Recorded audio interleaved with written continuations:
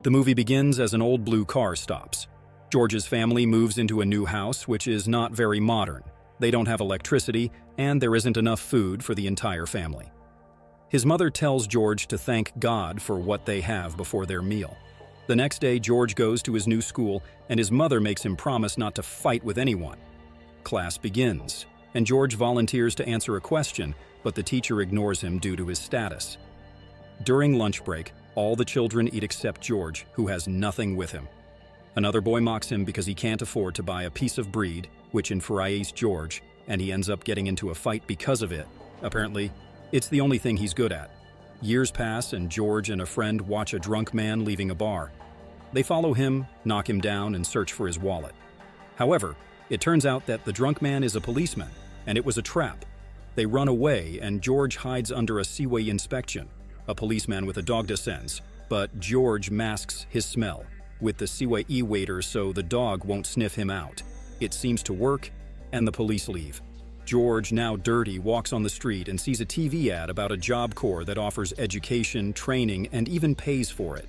George comes to his mother and tells her about this job corps and that he wants to enroll. His mother tells him that he could achieve more than that, but if he really wants it, she allows him to enroll. George receives his spare clothes and is explained the rules of the place. He finds his bunk and unpacks his bag, where he discovers a box of new shoes and a note from his mother. George tries to focus, but he is disturbed by his roommate's loud music. He asks the roommate to turn it off, but when the roommate refuses, a brief fight ensues before things settle down. George notices that his new pair of shoes has gone missing. They were stolen. He and his new friend sit at the table and spot someone wearing his stolen shoes. George tries to confront the thief, who locks himself in a room. George knocks on the door, but there's no response. He breaks the lock, enters the room, grabs the thief, and pulls him out through the window, forcing him to remove the stolen shoes. Doc Broaddus hears the commotion and intervenes. He scolds George for breaking the door and getting into fights, telling him he has already fought with 3 people and damaged an innocent door. Doc gives him some money and tells him to buy a ticket to leave. George pleads to stay, and Doc turns the car around, taking him to another location where he asks him about boxing. Doc reveals he is a trainer and offers to teach him. George agrees to the opportunity.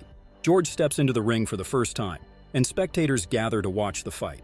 The opponent is too fast for George, and he falls down. Frustrated, George leaves, hitting a punching bag in anger. Doc supports him and tells him to keep training. Doc trains him, explaining all the boxing techniques. Day by day, George becomes better. One day, he calls his mother and tells her about his boxing training.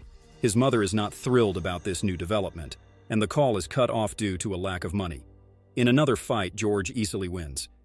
He shares his ambitious goals with Doc, who advises him to wait and keep training because the next Olympics he could participate in will take place in 5 years.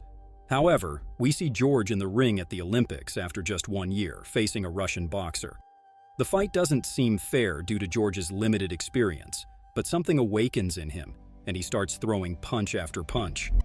Foreman dominates and wins the gold medal. His family watches it all on television and is incredibly proud of him and his success. He raises an American flag, and the crowd applauds him. George meets some friends and shows off his medal. They, however, are unhappy about the American flag. His mother calms him down and tells him that he has achieved a lot. He tells her he has a plan and will win the championship belt.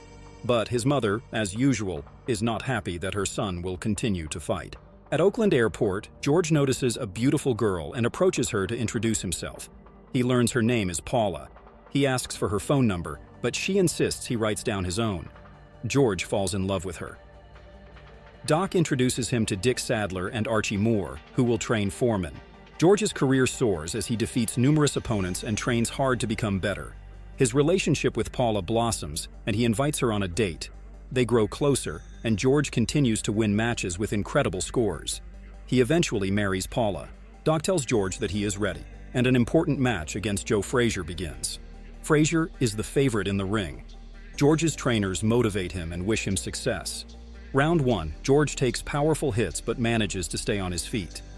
George wins the round.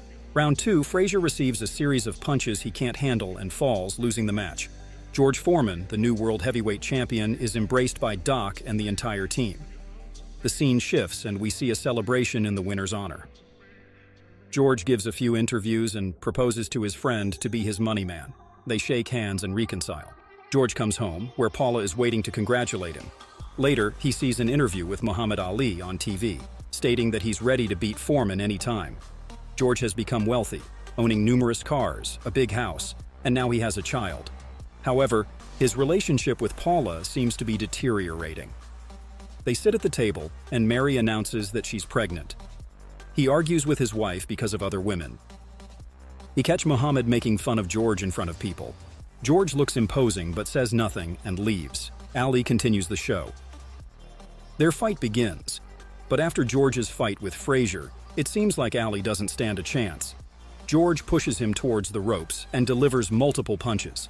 After several rounds, George gets tired and receives a powerful blow from his opponent. Everyone chants Ali's name, which Foreman doesn't like at all, and he makes mistakes that prove to be fatal. George falls and loses. The devastating loss made George deeply sad, and on top of that, he divorced his wife.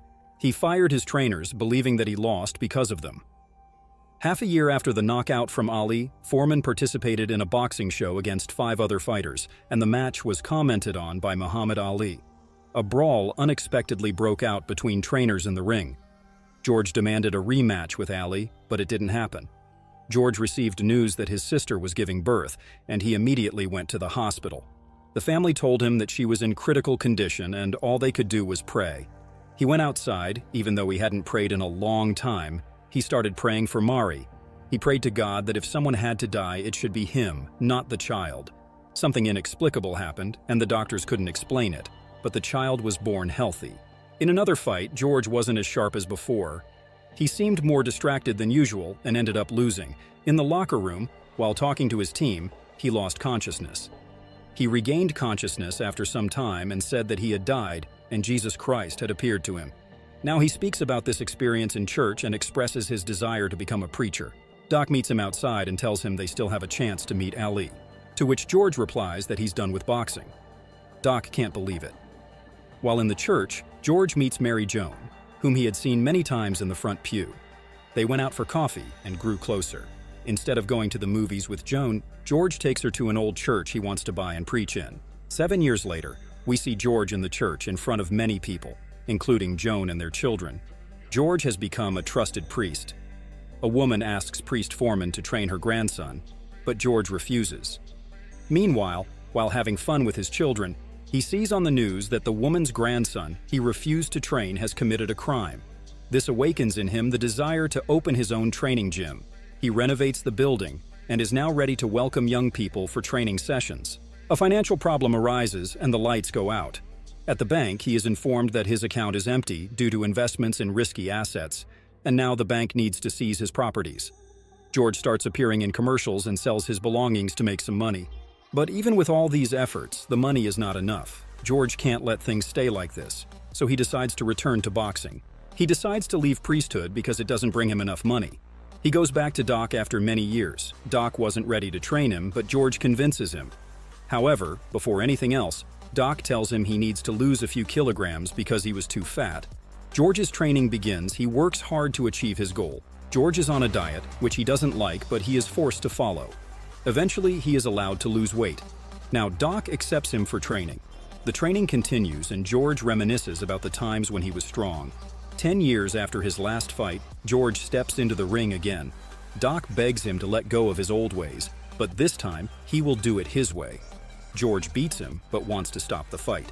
In the end, the boxing referee stops the match, and Foreman achieves victory. Again, we see George in the sports news. He regains his popularity and becomes a sensation on television shows. At the bank, he reviews his finances and is pleasantly surprised by the money he has earned. Now he has enough money to support the youth center. However, George decides to continue boxing to become the world champion, just as his wife had dreamed. For this, he has to defeat Michael Moorer, who has 30 out of 35 victories by knockout and is the first left-handed boxer in history to become the heavyweight world champion. George continues his training until the day of the fight. The match begins. For every punch from Foreman, Moorer responds with 2 or 3 in return. George runs out of energy. It seems he won't be able to hold on much longer, until he remembers all the experiences in his life. The referee already suggests he should quit, but he continues to fight. He does the impossible.